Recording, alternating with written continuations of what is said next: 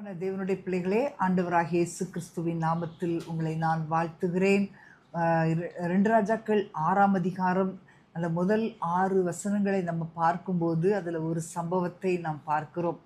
ஒரு தீர்க்கதரிசிகளின் புத்திரர் வந்து அந்த இடம் நெருக்கமாக இருக்குது அப்படின்னு சொல்லி எலிசாவோடு கூட கூட்டி கொண்டு போகும்போது, ஒரு தீர்க்கதரிசியின் புத்திரர் வந்து உத்திரத்தை வெட்டும்போது அந்த கோடாரி வந்து தண்ணீருக்குள்ளே விழுந்துருச்சு. 6ஆம் வசனத்தை பார்த்தீங்கன்னா, தேவனுடைய மனுஷன் அது எங்கே விழுந்தது என்று கேட்டான். அவன் அந்த இடத்தை காண்பித்தபோது ஒரு கொம்பை வெட்டி அதை அங்கே எறிந்தான். இரும்பு மிதந்தது. இதில் முக்கியமான ஒரு காரியம் என்ன தெரியுமா? இரும்பு மிதந்தது. எப்படி யோசிச்சு பாருங்களேன், ஒரு இரும்பு தண்ணிக்குள்ளே விழுந்துச்சுன்னா மிதக்காது. ஆனால் ஒரு மரத்தை வெட்டி போடும், ஒரு மரக்கொம்பை வெட்டி போடுறான். அதை வெட்டி போட்ட உடனே அந்த இரும்பு மிதக்குதான். ஆமேன், ஹல்லேலூயா. ஆண்டவராகிய இயேசு கிறிஸ்துவினுடைய சிலுவை நம்மை வந்து மூழ்காம காப்பாற்றுகிறது.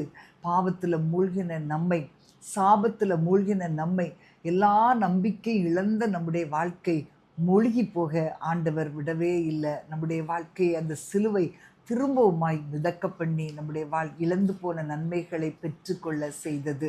இது வந்து ஒரு சாதாரண அற்புதம் கிடையாது. ஏன்னா இயற்கையாக இந்த இரும்பு மிதக்காது, ஆனால் இந்த இடத்துல இரும்பு மேலே வருது. இதில் ஒரு பெரிய சத்தியம் என்ன அப்படின்னா, எலிசா வந்து சும்மா ஜெபிக்கலை, மரத்தை வெட்டி தண்ணீரில் போடுறான். அந்த மூழ்கின இரும்பு அப்போ வந்து மிதக்குது. இப்போ வந்து இன்றைக்கி நிறைய மனுஷங்க பாவத்தில் மூழ்கி போய் கிடக்கிறாங்க, சாபத்தில் மூழ்கி போய் கிடக்கிறாங்க, நிறைய காரியங்களில் நம்பிக்கையே இல்லை. ஆனால் அந்த இடத்துல தான் ஆண்டவர் அந்த எலிசா ஒரு மரத்தை வெட்டி போட்ட போது மீண்டும் அந்த இரும்பு மிதக்க ஆரம்பித்தது. ஆண்டவர் சிலுவையில் அறையப்பட்ட போது நம்முடைய வாழ்க்கை மீண்டும் உயிர்ப்பித்தது. அதற்குரிய ஒரு வழியை, உயர்த்துவதற்கு ஒரு வழியை கர்த்தர் திறந்தார். ஏதேன் தோட்டத்தில் பாருங்களேன், ஒரு மரத்தினால தான் பாவம் ஆரம்பிச்சிச்சு. ஆனால் பின்னால் பார்க்கும்போது ஆண்டவர் அந்த சிலுவை மரத்தினால் நம்மை மீட்டு கொண்டார். அதனால தான் கலாத்தியர் 3:13 பார்க்கிறோம், மரத்திலே தூக்கப்பட்ட எவனும் சபிக்கப்பட்டவன் என்று எழுதியிருக்கிறபடி கிறிஸ்து நமக்காக சாபமாகி நியாயப்பிரமாணத்தின் சாபத்திற்கு நம்மை நீங்களாக்கி மீட்டு கொண்டார். ஹல்லேலூயா. அப்போது அந்த இரும்பு அது கீழே அப்படியே கிடக்கும்போது எல்லாரும் என்ன சொல்லியிருப்பாங்க? இது அவ்வளோதான், இனிமேல் அந்த எதை எடுக்க முடியாது, இது முடிந்தது அப்படின்னு சொல்லியிருப்பாங்க. ஆனால் ஆண்டவர் அது முடியலைன்னு சொல்லி ஒரு அற்புதத்தை செய்தார். இன்றைக்கி நிறைய பேருடைய வாழ்க்கையில் இது முடிஞ்சிச்சு, இனிமே அவ்வளோதான், இனிமேல் எழும்ப முடியாது, உங்கள் வாழ்க்கை எழும்ப முடியாது, உங்கள் தொழில் அவ்வளோதான், இனிமேல் நீங்கள் ஒன்றுமே செய்ய முடியாது, இப்படிப்பட்ட பல வார்த்தைகளை நம்ம கேட்டிருப்போம். ஆனால் ஆண்டவர் நிச்சயமாக சொல்லுகிறார், உங்களுடைய வாழ்க்கையில் அது முடியலை, நான் திரும்ப எழும்ப பண்ணுவேன் என்று ஆண்டவர் நமக்கு வாக்கு கொடுக்கிறார். நீங்கள் பார்த்தீங்கன்னா, தண்ணீரில் மூழ்கின பேதுருவை ஆண்டவர் தூக்கி எடுத்தார். அதே போல் தாவீது விழுந்தான், பாவத்தில் விழுந்தான், அவனை தூக்கினார்.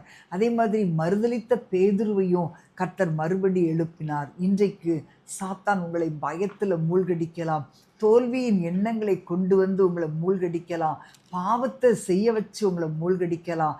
ஆனால் சிலுவை உங்களை உயர்த்துகிறது. இன்றைக்கு அன்பான தேவனுடைய பிள்ளைகளே, உங்கள் குடும்பம் மாறாதுன்னு சொன்னவங்களுடைய கண்களுக்கு முன்பாக ஆண்டவர் உங்களுடைய குடும்பத்தை உயர்த்த போகிறார்.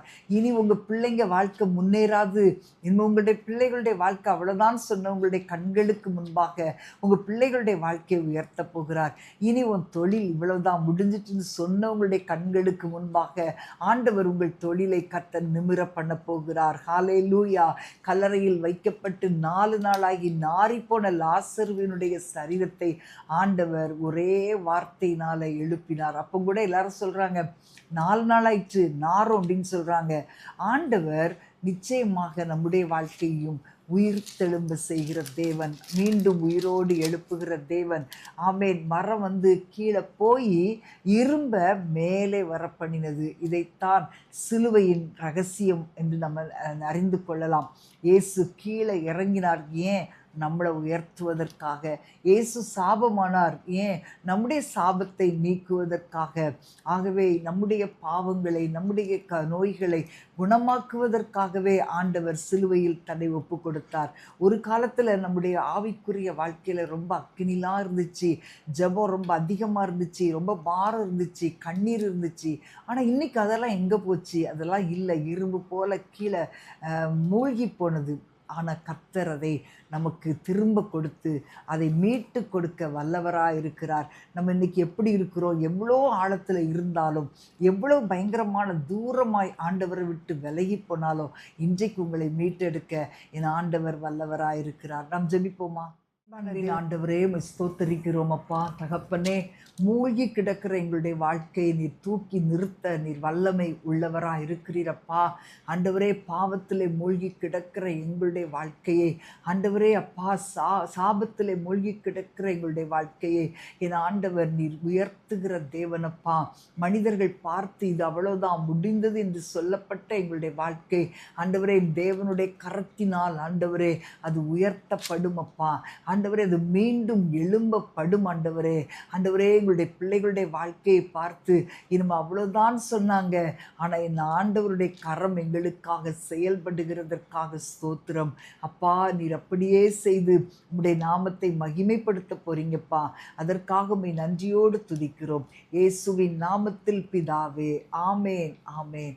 பிரியமானவர்களே, இன்றைக்கு உங்களுடைய வாழ்க்கையில் அந்த இரும்பை ஒரு மரத்தை போட்டு தூக்கி மிதக்க பண்ணின தேவன் இன்றைக்கும் உங்களுடைய மூழ்கி போன ஒவ்வொரு காரியங்களையும் அவர் உயர்த்த வல்லவராயிருக்கிறார். God bless you. அன்பின்